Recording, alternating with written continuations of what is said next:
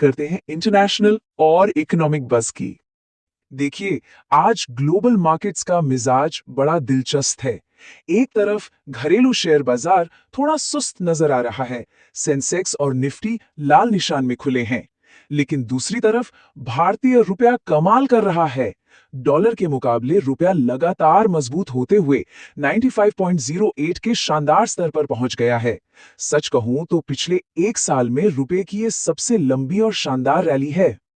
अब जरा इस भू राजनीतिक हलचल को देखिए। अमेरिकी सीनेट ने एक ऐसा बिल पास किया है जिसमें भारत पर 100% तक टैरिफ लगाने की बात कही गई है। 100%। अब इसका सीधा असर कहां पड़ेगा? दरअसल भारत जो रूस से कच्चा तेल खरीद रहा है, ये बिल उस पूरी प्रक्रिया में बड़ी रुकावट डाल सकता है। ये सिर्फ एक छोटा मोटा बदलाव नहीं है, बल्कि ग्लोबल एनर्जी मार्केट में एक बड़ा गेम चेंजर साबित हो सकता है। आगे बढ़ते हैं हमारे दूसरे सेक्शन की तरफ, राष्ट्रीय नीतियां और बड़े फैसले। देश में इन दिनों E20 पेट्रोल यानी पेट्रोल में 20% एथेनॉल मिलाने की नीति पर एक बड़ी बहस छिड़ी हुई है। अगर हम दोनों पक्षों को निष्पक्ष होकर देखें तो एक तरफ विपक्ष है, खासकर आम आदमी पार्टी और राहुल गांधी, जिन्होंने इस नीति के खिलाफ कड़ा मोर्चा खोल दिया है और सरकार को घेरा है। वहीं दूसरी तरफ किसान समूहों ने सीधे कृषि मंत्री शिवराज सिंह चौहान से मुलाकात करके इस एथेनॉल नीति का पुरजोर समर्थन किया है। तो कुल मिलाकर राजनीतिक विरोध और जमीनी समर्थन के बीच का ये एक बहुत ही दिलचस्प टकराव बन गया है। 20%। अब ये सिर्फ एक नंबर नहीं है, बल्कि उत्तर प्रदेश की योगी सरकार का एक बहुत बड़ा फैसला है।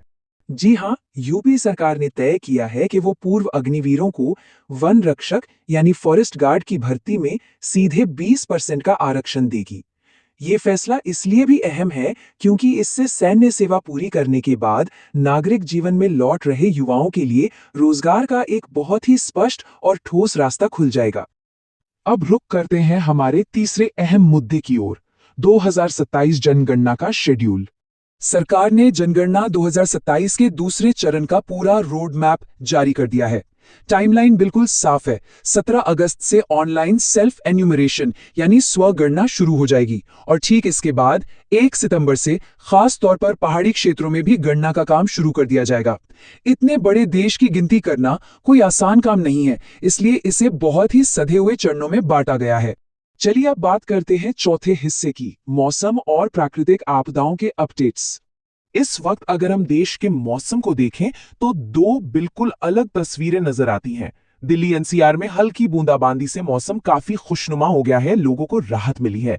लेकिन जरा ठहरिए, मौसम विभाग ने यूपी, बिहार और अन्य राज्यों को मिलाकर कुल 15 राज्यों में भारी बारिश का अलर्ट जारी किया है।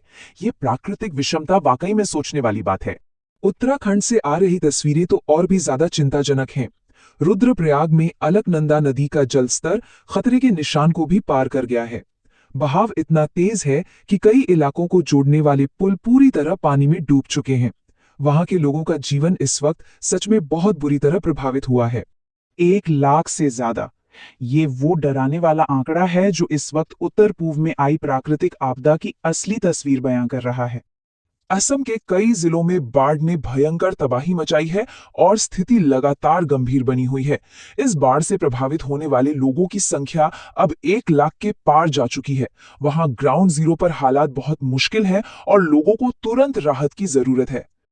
और अब हम पहुंच गए हैं अपने आखिरी सेक्शन पर, रक्षा और खेल जगत। डिफेंस सेक्टर से एक बहुत ही पावरफुल खबर आ रही है। भारत अब अपनी सैन्य ताकत को एक अलग ही लेवल पर ले जाने के लिए 6th जेन यानी छठी पीढ़ी के लड़ाकू विमान कार्यक्रम में शामिल होने की तैयारी कर रहा है। जरा सोचिए, एडवांस स्टील्थ और फ्यूचरिस्टिक तकनीक से लैस इस प्रोग्राम का हिस्सा बनना भारत के डिफेंस सेक्टर को कितनी मजबूती देगा। यह सच में एक बहुत बड़ी छलांग है। वहीं अगर खेल के मैदान की बात करें तो भारतीय क्रिकेट टीम अभ्यास मैचों के लिए श्रीलंका पहुंच चुकी है, लेकिन टीम मैनेजमेंट की पेशानी पर थोड़ी सिलवटें हैं। दरअसल वहां की पिच की स्थिति को लेकर कुछ चिंताएं हैं और साथ ही कुछ मुख्य खिलाड़ियों की चोटें भी एक बड़ा सिरदर्द बनी हुई हैं।